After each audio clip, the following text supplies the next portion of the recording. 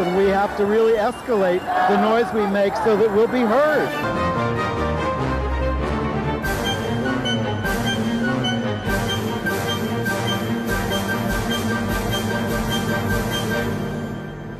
Welcome to Gay USA. I'm Andy Hum. I'm Ann Northrup. And in the news this week, good news from Anchorage, Alaska, where the voters there rejected an assault on transgender rights. In fact, anti-LGBT legislation is failing in most state legislatures, and we're making some advances. Mike Pompeo is up for Secretary of State. The hearings are this week, and 55 civil rights groups have come out against his nomination. We were fascinated to read this week about the cabinet secretaries attending a weekly Bible study group, joining Vice President Pence and an extremely right-wing pastor. I noticed that Trump wasn't a member of it. A federal legal win in Texas for transgender people that doesn't help the individual plaintiff. Yeah, the new Medicare cards that are slowly being issued across the country will have no gender marker, a breakthrough for trans older people. Probably inadvertent on the part of this government, but yes. You'll have to write in your own as you get it. We mourn the loss of Hawaii's former U.S. Senator Daniel Akaka. But we're excited to tell you about LGBT people in Swaziland and in Trinidad and Tobago who are stepping out bravely for their rights. Okay. Well, where should we start? Should we start with Anchorage, or should we start with the fact that maybe we're having a war because the president's lawyers were? I think we'll let that take care of itself, and we'll start in Alaska. Okay. Well, the voters there, they passed in 2015, they passed a law protecting LGBT rights, including transgender rights. And so the right wing wanted to have this on the ballot, put it on the ballot. And it was a hard-fought race over Prop 1. And the vote was 53% to 47% to keep the law, including Senator Murkowski. Senator Lisa Murkowski, who was one of the 3 Republican votes in the Senate against the attempt to destroy Obamacare, came through in her local election in Anchorage, Alaska, and voted for keeping trans rights. Now, the group Fair Anchorage raised $800,000, actually a lot more money than the opponents of transgender rights raised. And this is the first time that a ballot initiative trying to force people to use restrooms based on their, quote, anatomy and genetics at the time of birth. Good grief. Was first time we won one of those things, and we've lost these things in the past. Houston was the big loss. The tactics were different this time. People learned from the past losses, and when they went after us, as they usually do, we're going to show you the kinds of ads that they ran. Our side has been very tongue-tied about this. Certainly trans rights in the history of the world is a very recent subject of discussion, and even more recently of legislation. And we are only slowly figuring out how to discuss these issues, and particularly with the help of trans people who speak up for themselves and become visible. And that is one of the lessons that is slowly being learned and was put into use in this election. But in other words, our side putting transgender people front and center, but the other side is using the same old tactics. And we're going to show you that one of the ads that they ran there to try to defeat transgender rights there. The right-wing ad. I was in the locker room, and there was this man watching the women shower. The staff said, "This person identifies as a female. You are the one with the problem." Predatory men are using these laws to violate women. Proposition 1 protects everyone's privacy. Vote yes on 1 and mail in your ballot today. Paid for by Yes on 1. Protect our privacy. Top 3 contributors: Alaska Family Action, Family Policy Alliance, and American Family Association. Violating the privacy of women is discrimination. I think she witnessed that. Well, it's a total lie, and it's enraging that she would, as an actress, I assume, assert this about predatory men in the locker room to attack women. That a total lie. And it's the same thing they say about restrooms. Men are going to go into the little girls' room and get your little daughters. Yes. Absolute lies, absolute fear-mongering. And to what end, I might ask? To what end? Well, it's obviously, for these right-wing Christians especially, who are the people who mount this, and the Pope, I mean, they see this as the threat to the undermining of Western civilization. They call it gender ideology, and they are fighting it tooth and nail. You know, I am an old-fashioned lady. Okay. Very old. And, but I can understand these things. What's their problem? Well, you have had the advantage of working within the community and being certainly educated. have. Look, I appreciate that. I mean, I grew up in a fairly conservative Long Island, middle class setting. When I first came into the gay movement, and I would talk about what girls do and things like that. Women educated me right then and there in 1975. Why that was wrong, and I was like, and that they taught me, and I learned, and I have benefited from your education of him, so thank you for that. We need it. But my point being that I really don't get the motivation here, other than a desire to return to the caves of old. Meanwhile, the more progressive and enlightened side, as I would characterize us, put out countervailing ads that were much more appealing and much more truthful. So and put transgender people front and center. Exactly. Thus, like most parents, I care deeply about my family. That includes taking care of our transgender son, Cole. Like the rest of us, Cole sometimes needs to use public restrooms, and we want him to be safe just like everyone else. I'm scared that if Proposition 1 passes, I would be bullied and harassed and forced to use the girls' restroom at school. That's why I'm voting no on Proposition 1. To protect teens in Anchorage like me. Paid for by Fair Anchorage, No One Prop 1. Top 3 contributors are Freedom for All Americans, ACLU of Alaska, and Human Rights Campaign. They seem like much nicer people than that other woman. I think it's so cool of Cole to be willing to appear on camera and speak and be visible. Very, very terrific. And they ran ads from lots of Native people in Alaska who stood up and talked about this as prejudice that we are not for in Alaska. It was really moving. Well, and when the voters can see the reality of people and be able to get through the fear-mongering and see the truth of who these people are and what their lives are like and how they have supportive families and friends and all of that, then it becomes much easier and clearer. So at any rate, the voters defeated the proposed repeal of the Gender Non-Discrimination Act that still stands now in Anchorage, Alaska, and whose campaign can now serve as a model for everywhere. Yes.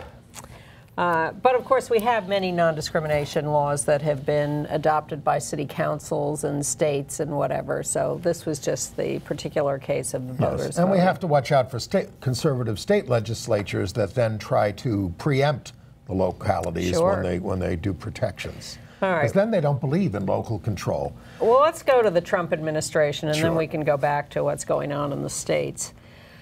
All right, so Mike Pompeo has been nominated for Secretary of State, and he is a tough guy, right-winger there on the left. Anti-LGBT, very anti-Muslim, has called those who torture patriots. It's really grotesque, and so 55 civil rights groups lined up, including a lot of LGBT groups, lined up to oppose his nomination, which is being heard this week. I heard he was consulting with all the secretaries of state, former secretaries, including Hillary Clinton. Wow. But, HRC, National LGBT Task Force Action Fund, PFLAG, National Center for Transgender Equality, Matthew Shepard Foundation, Housing Works, all these groups have signed on to this letter to say, please, no, this is not America. Well, they're not going to get very far with that, but when this guy was a congressman from Kansas, he certainly voted against everything we care about and was outspoken in his views. And the problem here is that as the Secretary of State, he is in charge of how the United States presents itself and its point of view around the world. And we have benefited in the last 8 years and before from an attitude from the top in the U.S. government that said we support LGBT rights around the world, and we will support local communities, and we will support diversity. Our embassies run pride events. Yes. For the locals. Yes. And all of that is going to be lost with Mike Pompeo as Secretary of State. So this is an important position. And he's part of the Bible study group. Is he? Yes, he is. Yes, I'm sure he is. He is part of the Bible study group in the White House. And this is a group of 10 cabinet members on the way to theocracy here. And Mike Pence, led by a guy named Ralph Drollinger, who said that LGBTQ people are illegitimate. Them's fighting words, Ralph. He says there's no bar to a woman running a company or a cabinet department, but there is a prohibition on female leadership in marriage or the church. Among the attendees besides Pompeo are Betsy DeVos, Rick Perry, and Jeff Sessions, one of the few times he gets over to the White House when he's not being abused. So they meet once a week, and they let this right-wing pastor lead them through verse after verse of the Bible, and they study and discuss what it all means. And his point of view, obviously, is a very LGBT exclusionary, condemnatory attitude that is what these cabinet secretaries are having drummed into them every week. Jesus didn't say anything about it. Well, Not that they don't already think this stuff. What do they think about the Sermon on the Mount, that communistic Sermon on the Mount about treating everybody nice? Please. And then another nominee, not as far as I know, in the Bible study group yet, but also controversial, is Sharon Fast Gustafson. She has been nominated to be the General Counsel of the Equal Employment Opportunity Commission. Now, again, the Equal Employment Opportunity Commission has been a bastion of support for LGBT people for years now. A leader on it, basically. Absolutely, and in interpreting civil rights laws that ban sex discrimination as including trans people and sexual orientation. But she had a hearing this last week, Sharon Fast Gustafson, and she was asked by senators, I guess, about her attitude on interpreting federal laws to include sexual orientation and gender identity under sex discrimination. She refused to answer. She said, oh, I think everybody should be treated fairly. Well, except that then you get to the Betsy DeVos definition, which is we're going to follow all federal laws, but doesn't interpret federal laws as including us. And Jeff Sessions does the same thing. Let's see what else. Now, we don't talk a lot about the sex scandal in the White House here. You got enough of it there. But BuzzFeed did ask the White House press secretary, undersecretary this week, Lindsay Waters, if Trump believes sex work should be criminalized. And she wouldn't say. I refer you to the president's outside counsel. Well, who would that be at this point? And Mike the guy without an office anymore? Now, that's a cute question. You know, of course, the president just signed the big anti-trafficking bill today as we tape. The FOSTA bill? Yes. Well, yeah, I mean, you and Gabe Gonzalez discussed that a couple of weeks ago when I was away. And in the meantime, Backpage was shut down. Yes, and we got a little blowback from viewers who felt that the two of you were not sufficiently cognizant of how the Backpage and other sites are sites for traffickers. Totally, trafficking is a horrible thing, but I will tell you that in the criminal justice system now, it is being used to persecute almost any sex worker. They link them to trafficking, they get much heavier penalties, etc. We have to be very careful about this. I've seen it happen with clients at New Alternatives for Homeless LGBT Youth, where two of the clients are out there doing sex work, and one of them says, she trafficked me. Well, now she's going to go to jail for 30 years. It's be careful.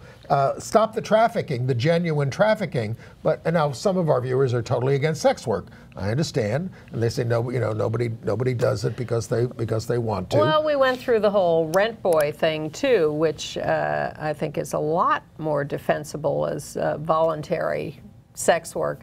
But let's not skip too quickly over the fact that that sex trafficking, child sex trafficking, exists and is horrible and is facilitated by these sites. Now, do you interrupt child sex trafficking by shutting down these sites, or is that just an easy way to go after it and claim you've done something instead of doing the work of actually finding the perpetrators? We are in a time, whether you're talking about Facebook or Backpage or whatever, where these things are being misused by people, and the sites are going to be held responsible. And Backpage's solution to that was to shut down because there's so much liability out there now for some of these things. So things have to play out. And I think you have to take that as an indication that there was a lot of child sex trafficking going on through that site. But Donald Trump won't answer a question about sex work when he offered to pay the Playboy model Karen McDougal after their first encounter. She was very offended.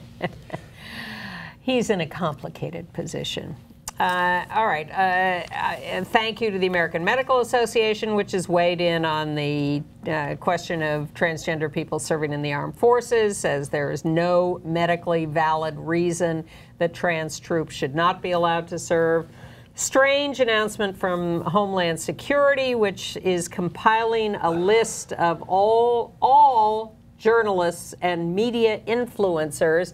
Their benign explanation, as Andy explained to me, is that every organization makes a press list of people that they want to reach with their messages. But the people saw this as totally nefarious. Maybe it is. It struck me as an attempt to register all journalists. It's one thing to compile. GayUSATV.org. Yes, please. We're here. Send us your releases. Get used to it. Yeah. But the good news comes from the United States Census, which is refining its questions on the 2020 census to better capture same-sex couples.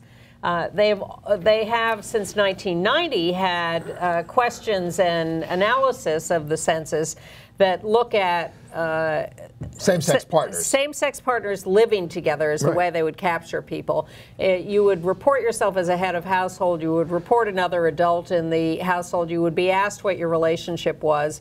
If you said unmarried partner, for instance, then they'd look at the gender of each person and decide, okay, that's a same-sex couple. And of course, by 2010, you had same-sex married couples in America. Again, you would report as married. You'd look at the gender of the two people and figure it out. They said somehow the majority of those same-sex couples were recorded as opposite-sex couples in the Social Security files. So the right hand doesn't know what the left hand is doing over there. Yeah, a little cognitive dissonance, I think. You know, here's the thing. I mean, the head of household is supposed to fill this out and then say how they're related to everybody else. So now they're going to have separate categories for opposite sex and same-sex spouses. You will see this on your census form, and for unmarried partners. And they're calling that as a backstop against the misreporting that went on before. Or the misreading of the accurate reporting. Yes, but you know, previously the choices were of husband/wife or unmarried partner. Now then there's the problem of the kid categories, because it only asks about biological son or daughter and adopted son or daughter. But if you are the spouse of a same-sex partner and you had the kid together, you're not you're not the biological parent necessarily. No, but you could be. But you are but you are the parent. You are not the adopted parent either. No, but you can be the official parent. But not biological. It uses the word biological or adopted. Well, that's going to screw up a lot of straight couples with kids too, because it's inadequate. Yeah. Get your act together. You've had 10 years. I'm just happy that in the Trump administration, there are still sensible people who are trying to figure this stuff out. Well, instead of trying to make us disappear, as they're doing in so many other parts of the government data. He's very busy. He's got a war in Syria. Now, then there's we don't know how this good thing happened, but the new Medicare cards to 44 million Americans, they're issuing new cards without your Social Security number on them. That's the big deal. Yes, they're giving everybody a new individual identifying number. But it's also not going to require gender markers. And a survey of 28,000 trans elders people found that a third who showed an ID with a name or gender marker that did not match their gender presentation were verbally harassed, denied benefits or service, asked to leave, or assaulted. Exactly. This is what happens when, Yeah. All right. Well, in Puerto Rico, a federal court has ordered that the government there provide accurate birth certificates for trans people in their lived gender identity. That's a good thing. Let's see how you feel about this. The National Coalition for Men is suing over the fact that we have a male-only draft registration in this country, and a federal judge ruled this week that suit can go forward. They haven't drafted anybody since the Vietnam War, but the last time that a male-only draft was upheld was in 1981, and that was a 6-3 vote. It seems like a kind of theoretical discussion, but one way. Are you kidding? With what we're going into now? That's true. Get your kids ready, folks. Yeah. Well, look, if they try to reinstitute a draft, forget it. War is over. But what they are doing in another sneaky attempt to keep trans people out of the military is when you apply for the military, they're now screwing around with what was your birth gender and trying to classify you that way. Can you say don't know? I wasn't there. I was very young at the time. I don't know, but they aren't giving up. The right wing does not give up. And they haven't given up on persecuting gay people and immigrants. The National Immigration Law Center is suing to get a dreamer named Marco Garibay, 34. He's been in the United States, a dreamer. He's been in the United States since he was 6 years old. He is now married to a man here, but he's trapped in Mexico because he visited, I guess. And he left on the promise of getting a green card, and now they want to keep him out of the country and away from his husband. It's outrageous. He's suing to get back in. Back to trans news. We told you some months ago about a case of a trans woman who was suing for employment discrimination in Texas. Well, the court, interestingly, has rejected her case as not being fully proved as discrimination, but said in the decision that, in fact, federal law against sex discrimination would cover trans people in employment. Yeah, it's very strange because the judge went that far. I'm not giving you your case, but I'm saying this would be wrong. The judge certainly didn't have to say anything about that, but decided to help establish that principle in law. And it's the first such ruling in Texas, and Texas is very large. And there is an organization called What We Know that is an LGBT research organization. They have hooked up with Cornell University, and they have just presented to Cornell and are publishing a compilation of all research done on trans people and trans issues. You can find this on the website of Cornell, whatweKnow.inequality.cornell.edu. There it is on the screen. It is, or maybe if you just Google transgender research, it's a collaboration between the What We Know project and the Cornell Center for the Study of Inequality. Great to have a resource like that. Let's talk about state and local legislation. We're coming to the end of legislative session. Some of the legislatures have already retired for the season. Okay. But so far, none of the 120 anti-LGBT bills in state legislatures has passed entirely and been enacted. Although some of them are working, some of them are on their way to be. A bunch of them passed last year, so something's going on in this country. I don't know if it's that they feel the blue wave coming, or that they're chastened by what happened to states that passed anti-LGBT legislation. Or maybe they're just getting smarter.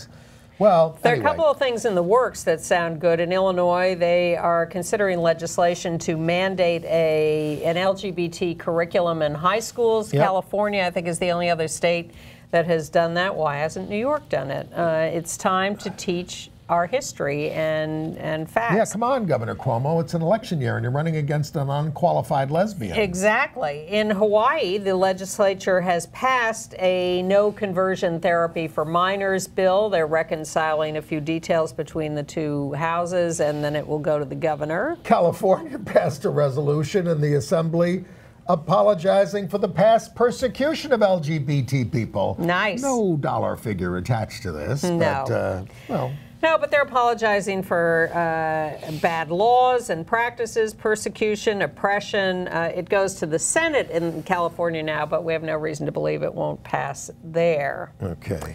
And as long as we're talking about legislation and legislators, let's mourn the death of Hawaii's Senator Daniel Akaka, who was a great friend to the LGBT community. Absolutely. Including being one of the few senators, I think there are only 17 of them. Fewer, I think. Who voted against the Defense of Marriage Act in 1996. That's true. Yeah. He also voted for our civil rights. He had 100% ratings from the Human Rights Campaign. He was 93 years old, a longtime supporter, and World War II vet.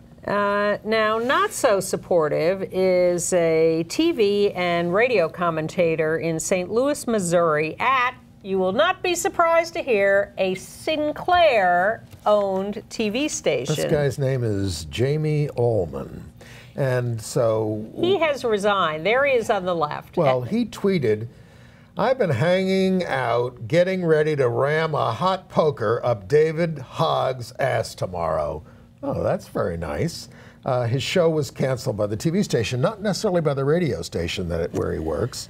No, I think he's off the air in both. This is Trump's favorite broadcast group, and he wants to have the FCC give them approval for acquiring the Tribune's 42 stations. Well, they've been trying to do that for a long time. It's very controversial, and the fact that Sinclair got caught last week mandating that the anchors at all its stations read this statement about fake news. But if the FCC is run by Trumpites, they'll just do what the hell they want to do. It's certainly possible. They got rid of net neutrality. Yeah, it's true. Or, you know. That's true. All right, I'll stop being a Pollyanna. Okay. In Mississippi, the Supreme Court there has reversed a lower court. The Supreme Court says that a lesbian couple are divorcing, and they have a child, and the 6 years old, son, and the non-biological mother was suing to be recognized as a parent of the child. The lower court said no, but the Supreme Court says yes, of course she's a parent. Well, they wanted to give rights. The lower court wanted to give rights to the sperm donor, the anonymous sperm donor. Now, keep in mind, if you are a biological absolutist or originalist, that straight couples who adopt a child or have alternative insemination to bear a child, the married couple are the parents on the birth certificate, no matter how this child was conceived. That's right. Prince Harry is the son of Charles and Diana because they were married to each other. No, seriously. Exactly. That is how the law works. Yes. So it should work the same for same-sex couples. And the Mississippi Supreme Court has now declared that that is so. However, she now has to go back to the same bad judge to get the visitation stuff worked out. Yeah, well, then good luck if he's a Roy Moore type. Yeah. she's in trouble. The Minneapolis schools, public schools, have announced that trans students can list their lived gender on all their official papers, can designate their gender. Okay. Well, there's a new study out about, we already knew that lesbian and bisexual girls were twice as likely to have teen pregnancy. Twice as likely. Yes. We knew that. But the new study looked into the reasons, and they attributed to childhood maltreatment, bullying, both as perpetrators and victims, and to prove to the bullies that they're heterosexual. Exactly. And not use birth control to reinforce that idea. Boston Marathon is going to allow trans runners to compete under their correct gender identity. Yeah, so I had that in entertainment news. Oh, well, I will move that. I think it's a civil rights breakthrough. In Miami, Florida, they just held their annual Pride Parade in April because it's too hot in June, I guess. And a couple of guys were at the parade, and they went to a restroom nearby, and they came out of the restroom and they got attacked by these two guys. These are the guys who were attacked, the gay people who were attacked. 4 guys attacked them. And cowardly. Have now turned themselves in. Because their pictures were all over the news. There's actually some video of this, yes. About 12 seconds of video. It was a little too hard for us to capture, to show. But what it shows is that the perpetrators are beating the hell out of these guys, and these guys are not reacting. They're not, trying to engage in a fight. They were holding hands at the time, the guys, and this is obviously what set these guys off. And, there was a video produced with a guy with a Scottish accent. It's called Time for Love, about holding hands in public, about kissing your boyfriend or same-sex partner, rather, goodbye in a park. And I'm going to include it in our email this week because it's quite touching. It's only about 4 minutes long. We're not going to show it here. Also, with the accent, it's a little hard to understand. No, it's fine. It's good. You'll understand it, certainly. And, it's a really sweet thing. And but sign up for our email list by going to our website, www.gayusatv.org, and you'll get these web bonus extras. I don't think you have to say www anymore. I guess not. gayusatv.org. And congratulations to Ronan Farrow, the New Yorker writer, who was being honored at a Point Foundation dinner. The Point Foundation gives college scholarships to LGBT people.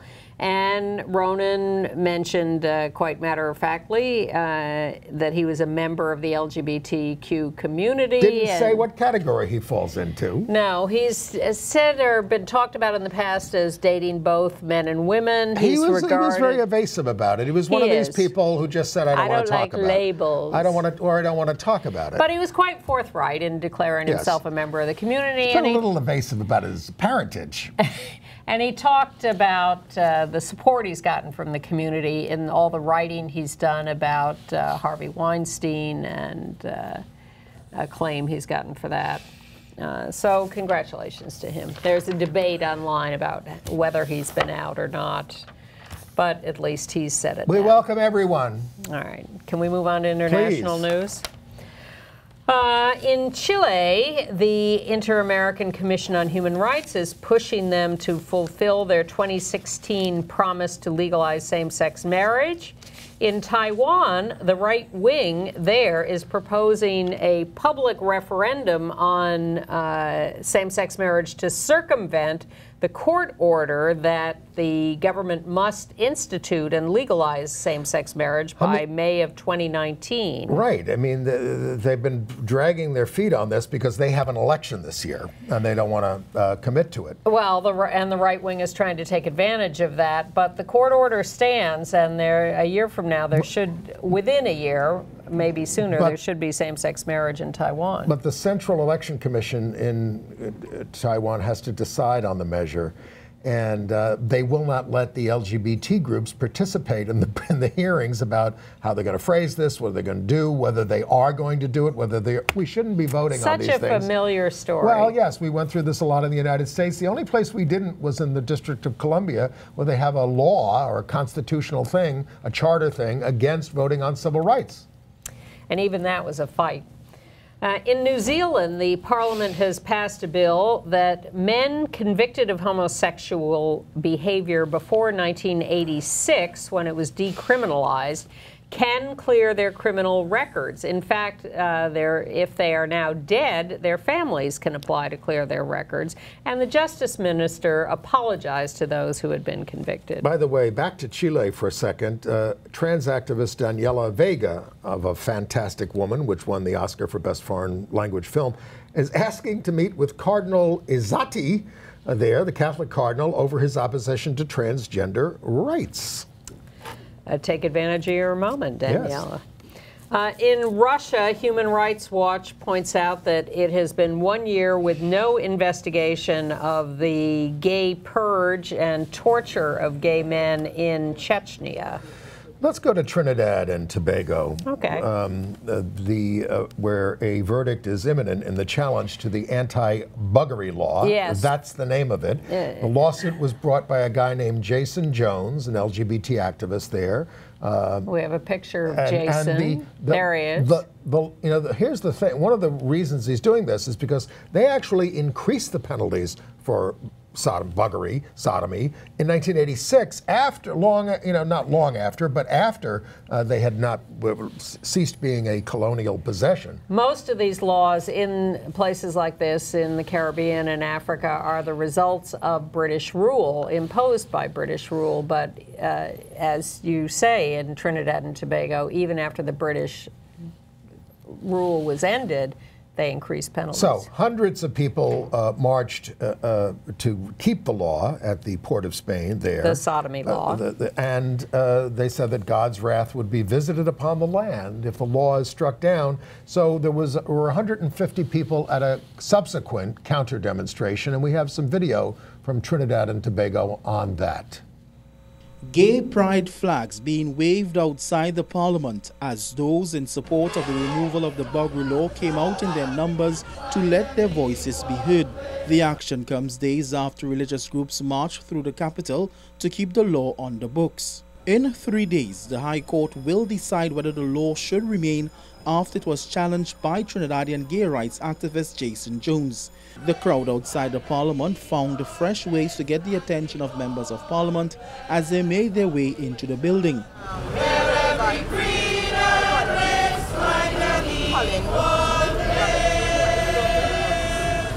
Head of the coalition advocating for inclusion of sexual orientation, Colin Robinson, says those protesting were an amalgamation of activist groups. He added that citizens should have the right to choose. Despite what people have been marching in the street and saying over the past month, that we all have to share the nation, no matter how small a group we might be, no matter how large the population of evangelical Christians may be in Trinidad and Tobago, we all have to share the nation.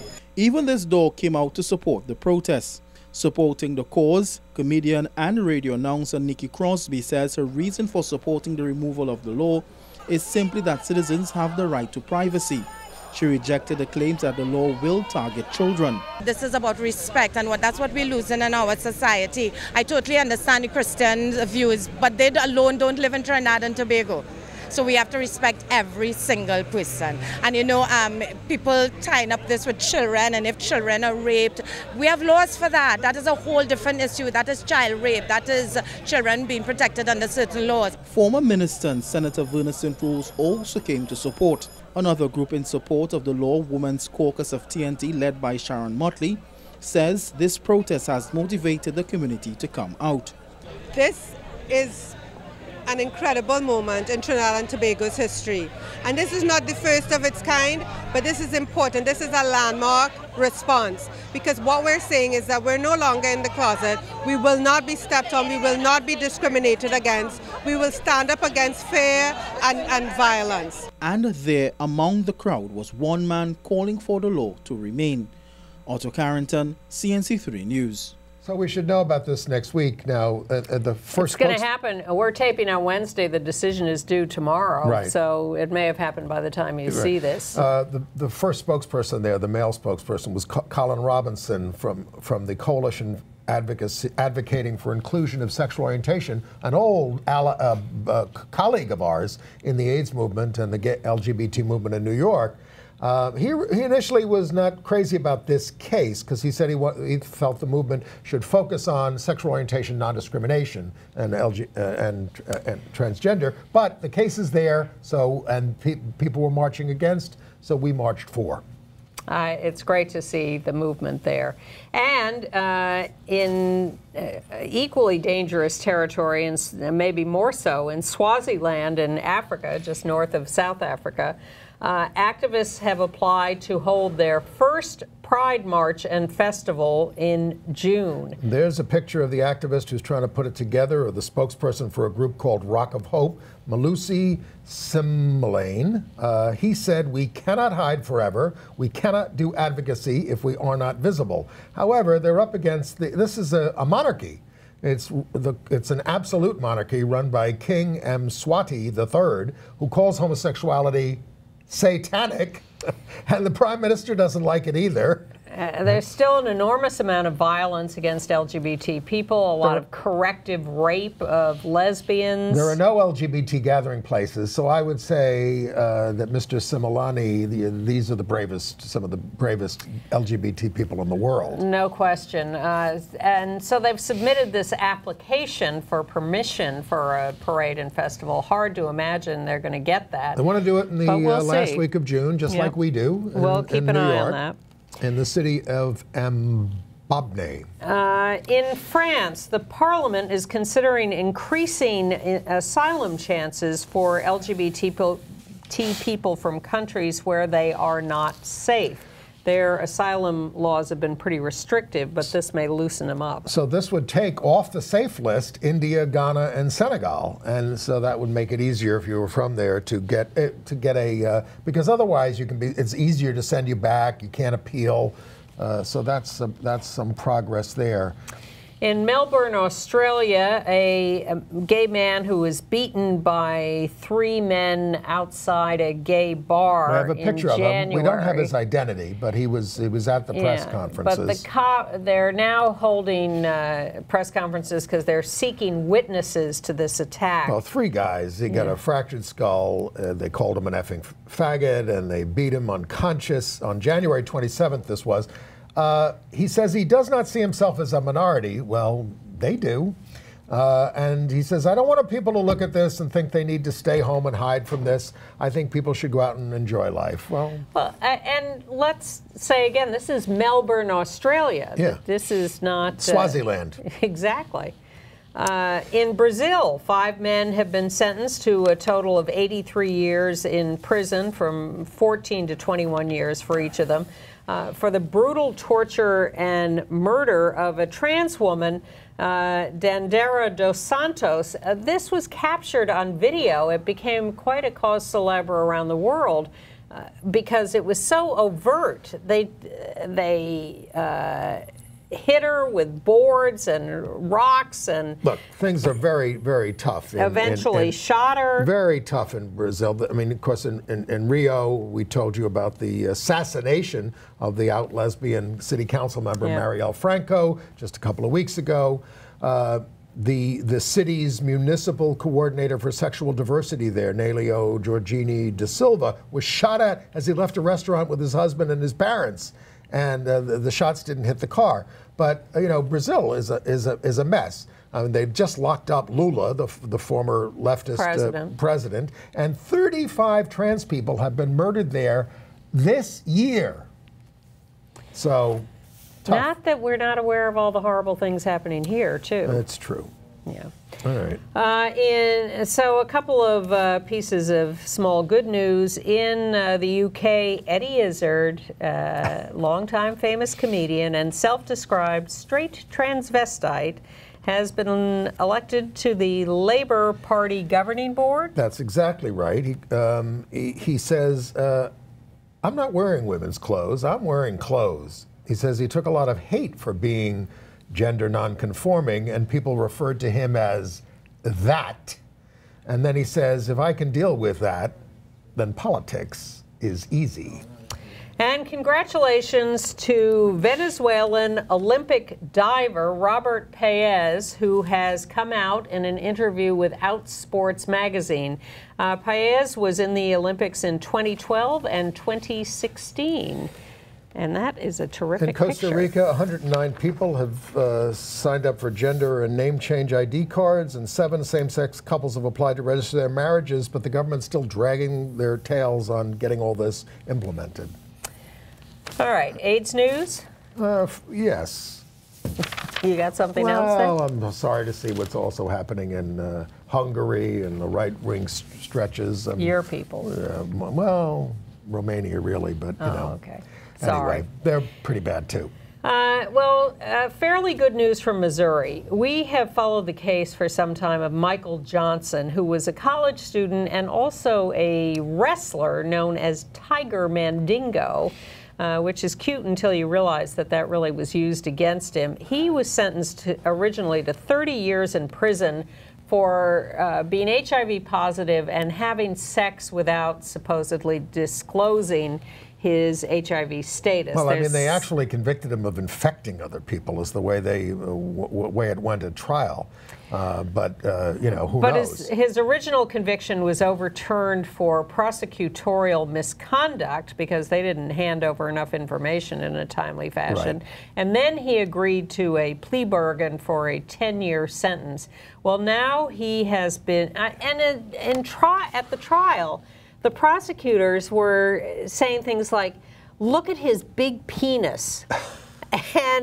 and don't you think people are gay by choice? No, it was a horrible, horrible homophobic thing. Awful. We owe a lot to out-gay journalist Stephen Thrasher for being on this case for BuzzFeed from the very beginning, going down to Missouri there and covering it. So the good news is that Michael has now been given a parole date. It's not for another year and a half, but it is a significant cut in his sentence.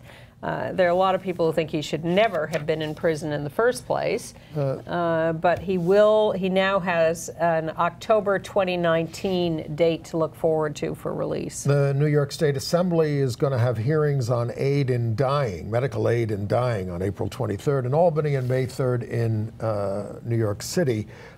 In the Health Committee, again, this is one of those things that might get through the Assembly in New York, but we can't get things through the Senate. And I think we really talked about what's going on in New York. The governor claims to have reached a deal to bring all the Democrats together to be as one in the Senate, but it's a very untrustworthy thing.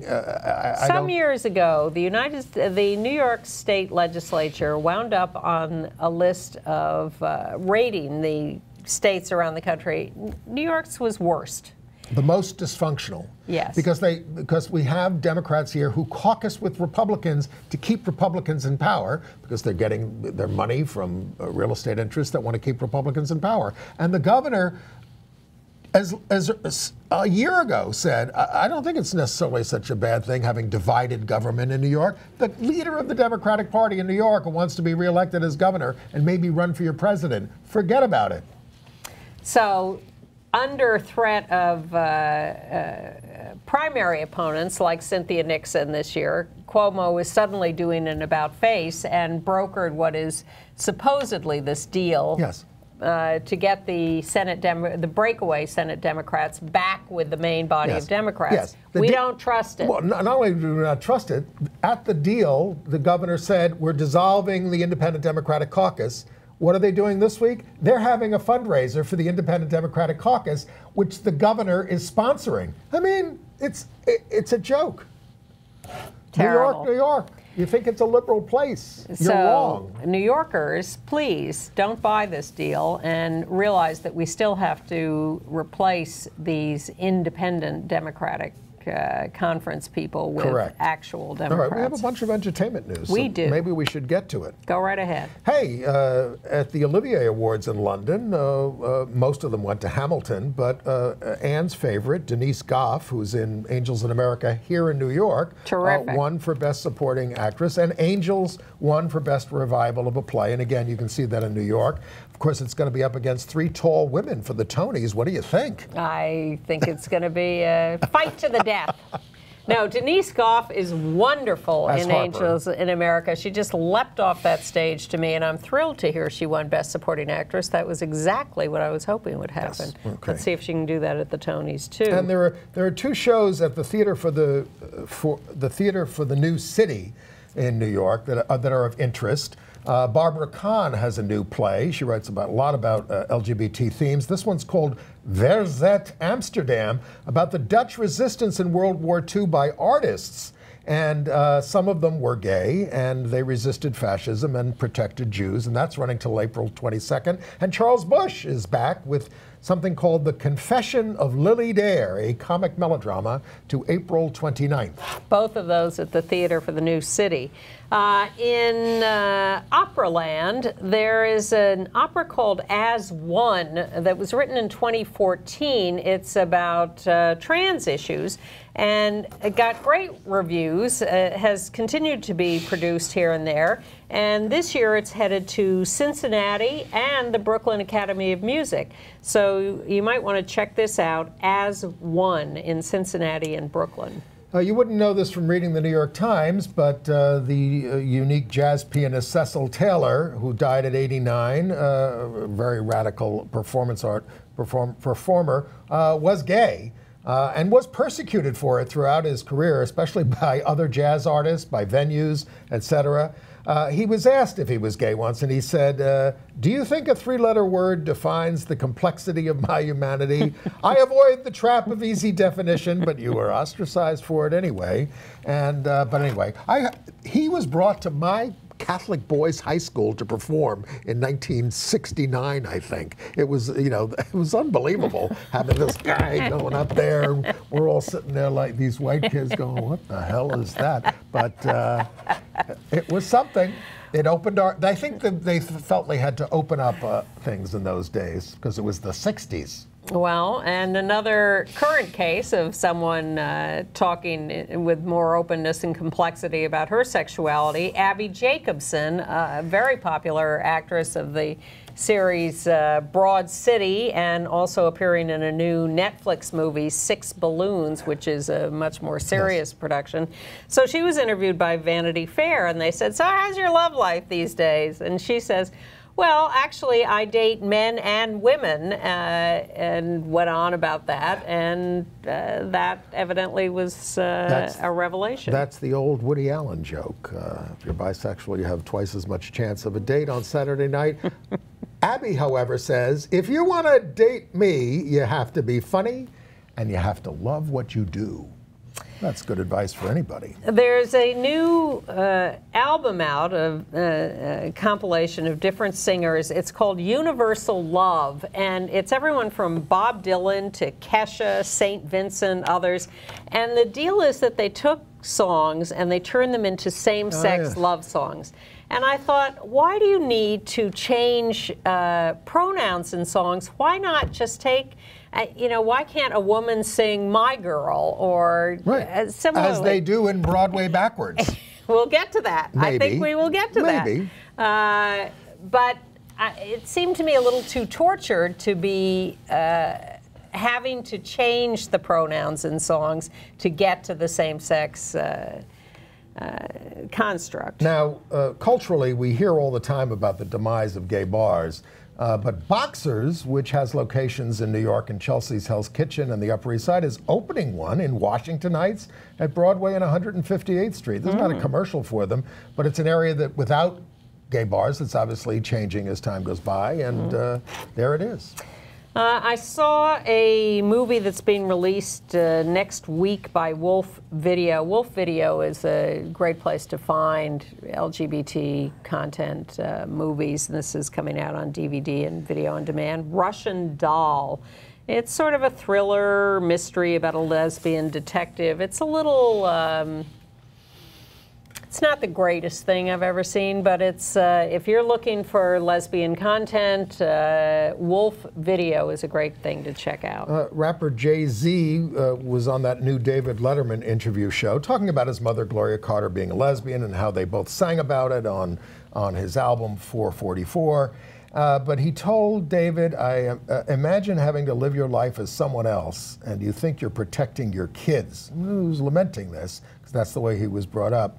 And he says he cried when they finally talked about it. I think we have time for your little ditty. Why don't we? You know, I go to the Broadway Backwards benefit for Broadway Cares, Equity Fights AIDS, and for the Center of New York, where, again, men sing. So in this case, the leads of Dear Evan Hansen, Taylor Trench, and the lead of Aladdin, Telly Leung, both out gay, sang the love song from Sideshow, a Broadway show from a couple of years ago, Who Will Love Me As I Am? And let's give you a flavor of it.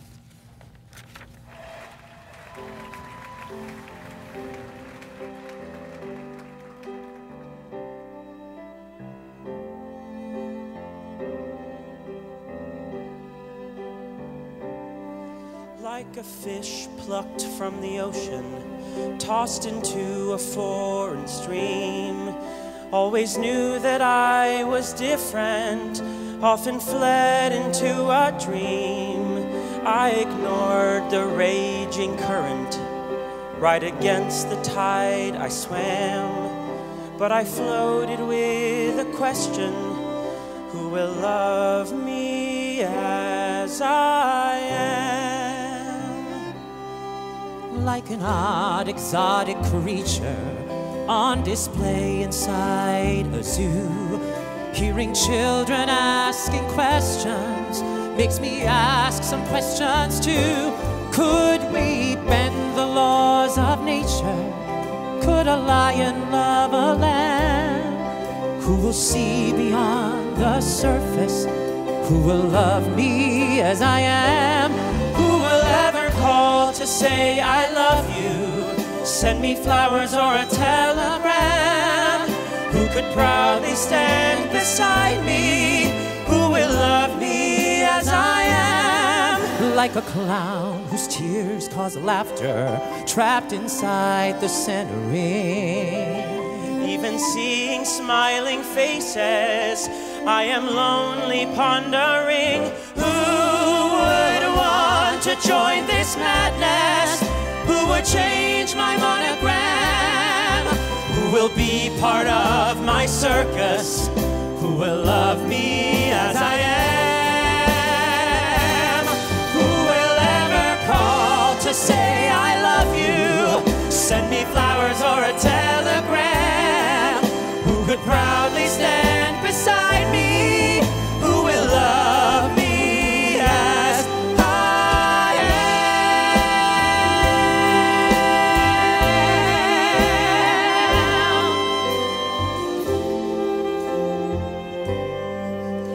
Who could proudly stand beside me? Who will love me as I am?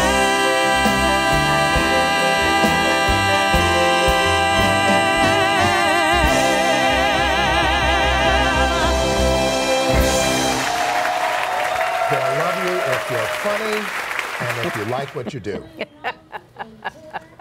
Okay. Wonderful show. Once a year, Broadway Backwards. A couple of other notes. Roseanne Barr called out New York and LA for giving her worst ratings and for not supporting, quote, a gender-fluid child character and a Hillary-supporting sister character. I have been watching the show. They have not brought that kid back on in the last 2 episodes.